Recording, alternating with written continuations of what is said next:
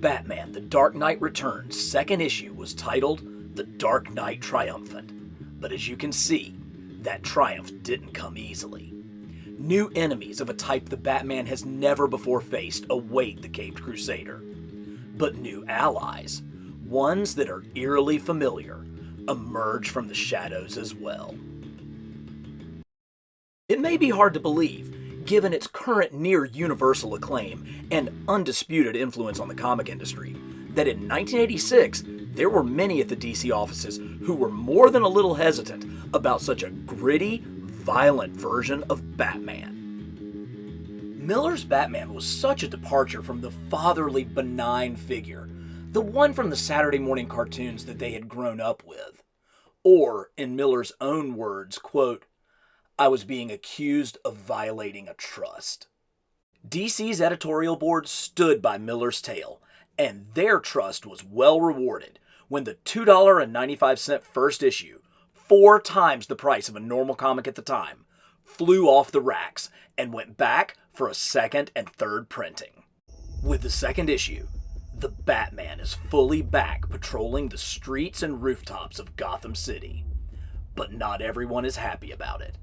Batman's return elicits a wide swath of varying opinions, and through the use of media interviews, Miller is able to inject a healthy dose of satire into the book. From mocking the touchy-feely self-help movement, to the soundbite-producing government representatives, to the hypocrisy of America's vision of itself during the Reagan years.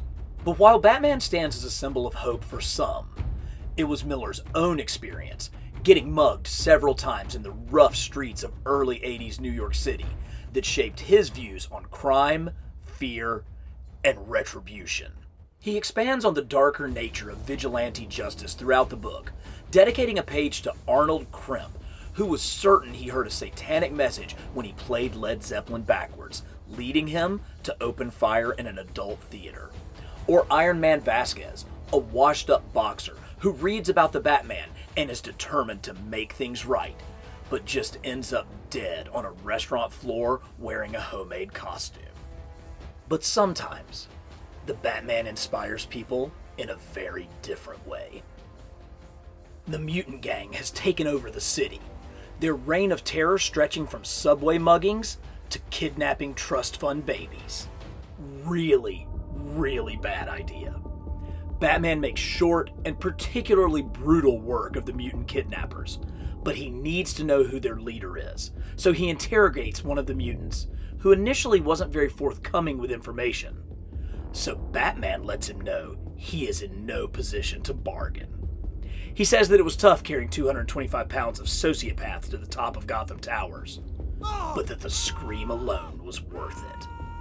Armed with the knowledge that he needs, Batman goes on the hunt of the mutant leader in his brand new Batmobile. The mutant gang is based at the city dump, where their leader spews his disgusting vitriol to his followers. But the Batmobile makes quick work of most of the gang, leaving their leader standing alone, defiant to the last. Batman knows that one quick pull of the trigger will end this, but his ego gets the best of him, because he isn't sure if he could defeat this monster. And so he steps out to challenge the mutant man to man. The fight is as brutal as it is decisive. The mutant leader's clear advantages in speed and strength are on full display. He unleashes a furious beating, the likes of which Batman has never seen. As Batman slips in and out of consciousness, his thoughts wander to the original Robin, Dick Grayson. Before the mutant leader can land the coup de grace, a young girl, dressed as Robin, jumps on his back and buys just enough time for the Batman to hit the leader with a grenade from his utility belt before succumbing to his wounds. This young girl helps get Batman back in the tank and splints his arm using her Girl Scout training. Batman asks her name, to which she replies, Carrie Kelly, Robin. Despite the protests of Alfred, Bruce introduces himself as well, and together, they return to the Batcave. Legacy is a recurrent theme in The Dark Knight Returns, and once inside the cave, Carrie sees just how dangerous a mantle she has chosen as she stares at the solemn monument to Jason Todd, The Fallen Robin. You have to remember, because this book is set into the future, Miller is creating the past and dooming Jason Todd forever. His death would come at the hands of the Joker and a 1-900 number 2 years later in 1988. Alfred continues to push back against Carey performing as Robin, asking Bruce if he had forgotten Jason. Batman replies, "I will never forget Jason. He was a good soldier." But the war goes on. Meanwhile, the mutant leader is in city jail. Gotham's mayor sets a meeting, and as Jim Gordon stands watch, the mutant rips the mayor's throat out with his teeth. Batman hatches a plan to regain control of the city. Robin, in disguise, infiltrates the mutant gang, spreading rumors of a big meetup at the Pipe. Gordon breaks the rules for his old friend one final time, setting the mutant free and steering him toward the Batman's trap. As he emerges from the sewer, Batman drives him into the mud pit for the final climactic battle for all the mutants to see. The Dark Knight has learned from their previous fight. He can't go toe-to-toe with the mutant. He uses his cunning and guile to lead the monster from one choreographed blow to the next, the mud and the muck negating his opponent's speed. As he gains the upper hand, Batman says the most badass thing my 13-year-old eyes had ever read at the time. You don't get it, son. This isn't a trash heap. It's an operating table. And I'm the surgeon. You don't get it, son. This isn't a mud hole. It's an operating table. And I'm the surgeon. As great as those versions are, the book is even better, as Batman's inner monologue reads, "Something tells me to stop with the leg. I don't listen to it." At last, we see the Dark Knight triumphant, his victory total and complete. The mutants have a new inspiration. They are now the sons of Batman, and let criminals beware. But the noise coming from Gotham has gotten too loud. The return of Batman's vigilante justice cannot be tolerated. No, the president intends to send a message about truth, justice, and the American way. And he knows just who to deliver it. As we go through the second issue of The Dark Knight Returns, so much of the emphasis is always on Frank Miller's writing and his penciling, which combined with Klaus Janssen's inking brings out such incredible images like this one, the cover of the second issue. But when we're looking at this book by Graffiti Designs, which actually reproduces the original art at its original size, I think it really brings into play how much the third creative team member, Lynn Varley, how huge a role she played in this book. You can see on this page that there's not a lot of background drawing. You know, the backgrounds are very much white in a lot of spaces, which leads to the atmospheric mood. Here, with this striking shot of Batman up on the rooftops, there's just a lot of white space in there, which allows the colorist to really help interpret the scene and present the mood. Now, Varley was actually married to Frank Miller at the time, so their team up and their collaboration, I'm sure, was incredibly intense because they were able to talk about this, go through this, and really bring such a cohesive whole to this book. But when you think about the fact that there's these just huge areas of white that allowed her to really express and create such a mood, it makes all the difference in this prestige format book. And nowhere is that more apparent than when we're dealing with the scenes at the dump. The two battles in this issue between Batman and the mutant leader. You know, the interior lighting of Batman in the Batmobile here, the horror, the fires, just the scene at the dump. Of course, you get these two almost tremendous splash pages where these explosions are just brought out and brought to life. When we look at the black and white, you can see just how almost sketchy everything is. Like, there's some degree of detail in here, particularly in this piece, but it is not uncommon with Miller for the look to be, much more just really almost impressionistic in its style. But then Varley is able to take that style and create something that really, really brings out the pain, the intensity of it. And when you come here to the final scene, this scene basically just like a black and white edge, but then everything comes together. Here at the dump for the final battle, I mean, look at these splotches of mud.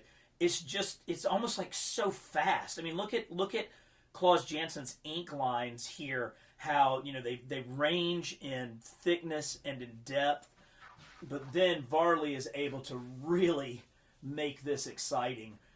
Also, kind of a fun fact, Varley and her brothers apparently spoke in like this weird kind of lingo, and that was what Miller used for the mutants' very, very unusual speech patterns. And so when you see things like this, that apparently is coming directly from Lynn Varley talking to her siblings. Leader's bargain. Leader Billy berserk, Rob. He pegged Batman, you see. Also, Miller noted that the speech pattern of the mutant leader was based off of Mr. T. The whole "I pity the fool" kind of speech that Mr. T had at the time. Batman! Show yourself! Face me, fool, and I will kill you! I will show you who rules Gotham City! Just a couple of sort of fun facts in how this book came together. But there's a great opportunity to see just what it takes to make a collaboration come together to create an incredible book like this. Okay, let's start out at looking at some of the figures produced from the epic battle between the mutant leader and the Batman, starting with the Mattel mutant leader figure. Then we'll move on to the Mafex version of the battle-damaged Batman. And we'll also look at figures from the animated episode that actually retold this story on the Batman animated cartoon. Now, unfortunately, Mezco in their 112 line did make a Batman versus the Mutant Leader 2-pack, but that was like a convention exclusive, and I don't have that one, so I can't really review it. But we're going to take a look at these 4 awesome figures first, and then move on from there. Okay, let's take a look at Mattel's version of the Mutant Leader. This is a really nice figure, and remember, this is one that was produced at retail, so the cost of this was pretty reasonable, probably in the $12 to $15 range. He comes on the same, like, larger male body that the Batman figure that we saw previously came on, but of course, it has a lot of extra details, like the spikes here and at the belt, as well as at the wrist. It's kind of cool. They're like an added articulation piece at the wrist. And of course, he's got that great spiky mohawk along with that awesome like Cyclops looking glasses. I like that they did like unique feet with these crazy nails. The hands don't have them, but that's okay. What really matters with this figure is this face sculpt. Look at how much expression they're able to get in this. Those gnarly pointed teeth, that asymmetrical mouth that's kind of screaming at Batman. I mean, you can hear that Mr. T voice coming through with that up-curled lip that he has there. This is a really, really good figure that came at the end of the DC Universe Classics line. I'm sure it was sculpted by the Four Horsemen, who are now doing the great work with Mythic Legions. But this is, for a retail figure, a really, really strong one. Now, when you're talking about a high-end import figure, you certainly expect a little bit more. And the Mafex Batman absolutely delivers. Look, there was an extra hand that just fell out. This is what we're talking about. It's got that absolutely fantastic Mafex articulation that you've come to expect with these figures, but this one is very much about the sculpt.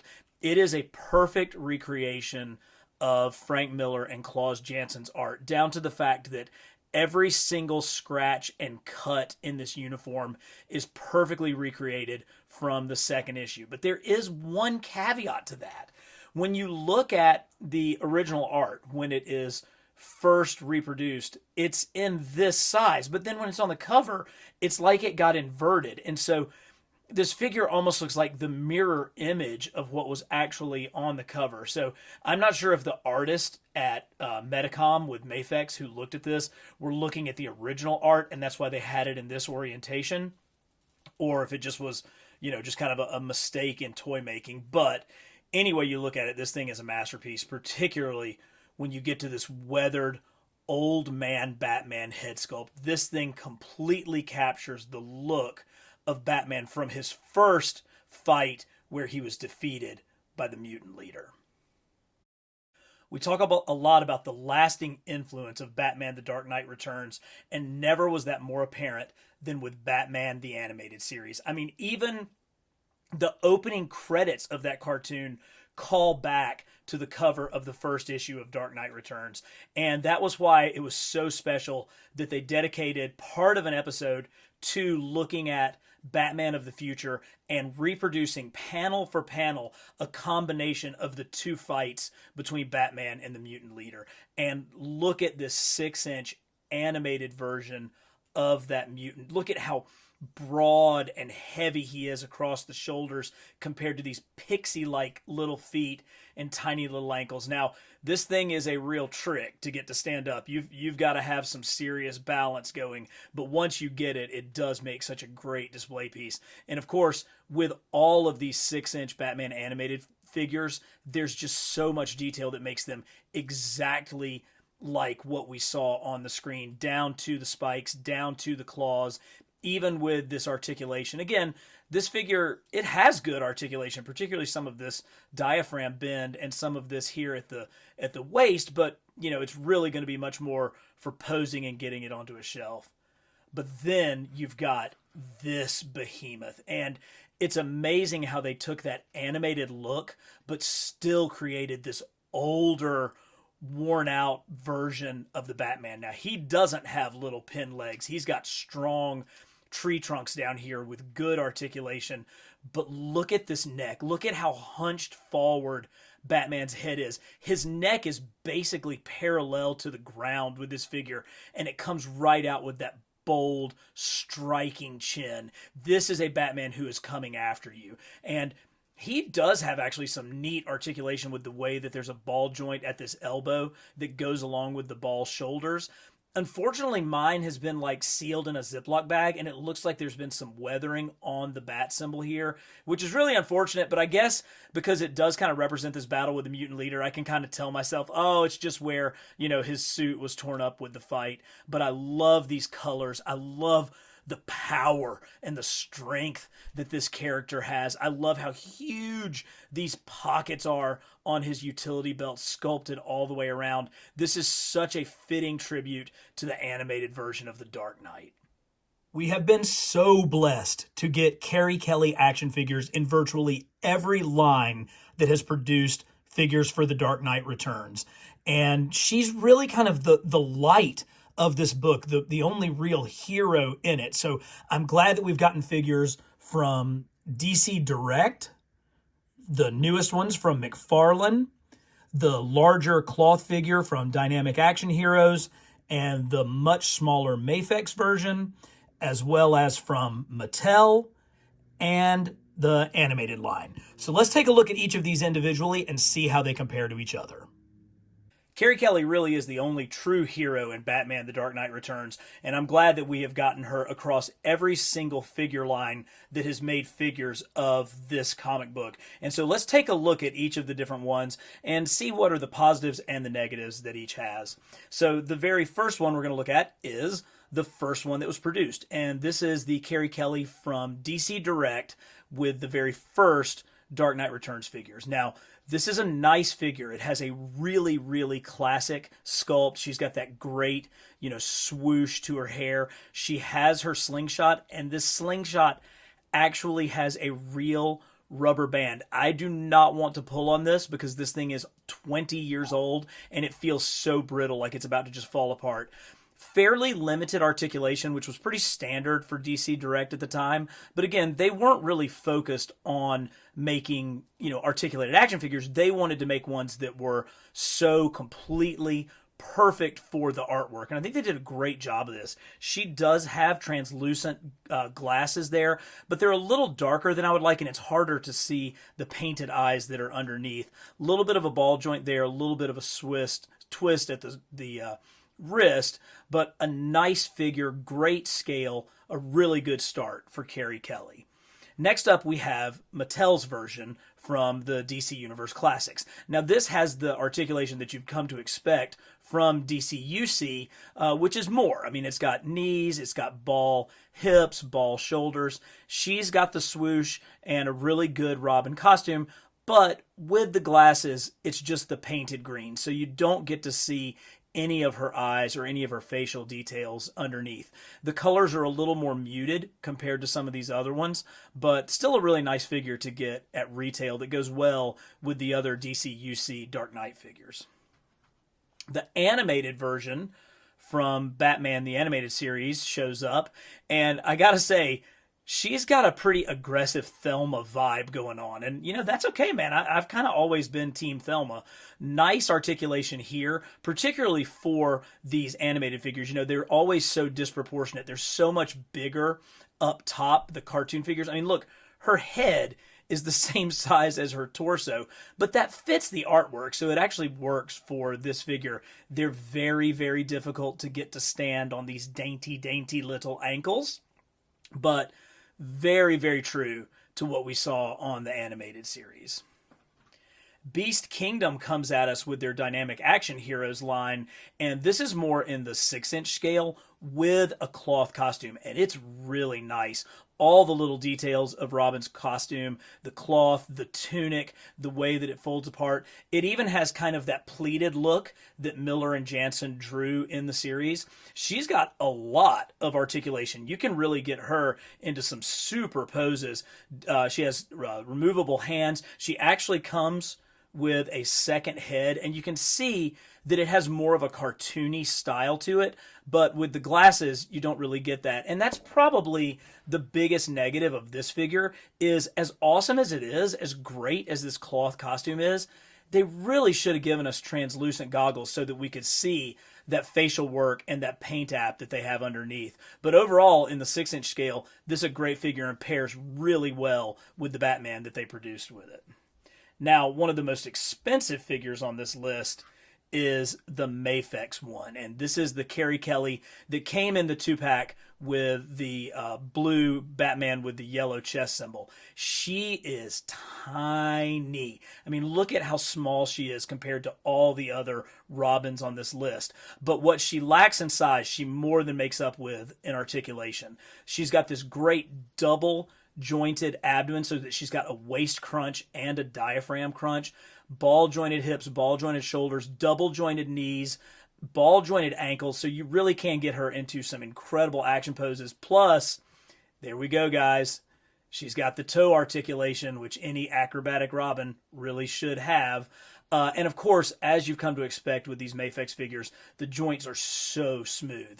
And with her cape, it's cloth with the folding pattern, and it's got an underwire. So for those of you that are into comic photography and action shots, you can really get her with some great flying poses with that cape. She has the clear translucent goggles, so you can see the sculpting underneath, and a great swoosh head. She also came with a more blowing swoosh head, similar to the one that we saw here. But aside from the scale, this is a really fantastic Carrie Kelly Robin. But amazingly enough, I think the best one is the one from McFarlane Toys. This is the newest Carrie Kelly that we've gotten, and it kind of hits all the highlights of the things that we've seen with these other figures. It's got a great head sculpt with that so punk haircut swooping around. She does have the translucent goggles, so you can see her eyes and the work that's underneath. A really cool slingshot, and maybe not quite the level of articulation that we saw with the Mafex figure, but for my money, pretty close. I mean, you can get her into most of the same poses. And while this cape is a harder plastic, it does have kind of that folded pattern, and it's in a nice kind of action pose. So when you put it all together, and particularly when you include price in the in the decision making, I actually think that this McFarlane Toys Carrie Kelly may come out on top. Can't get enough of the Caped Crusader? Yeah, neither can we. So check out these great Batman videos. And as always, for the best in comics history and action figures, subscribe to Carbon Scoring.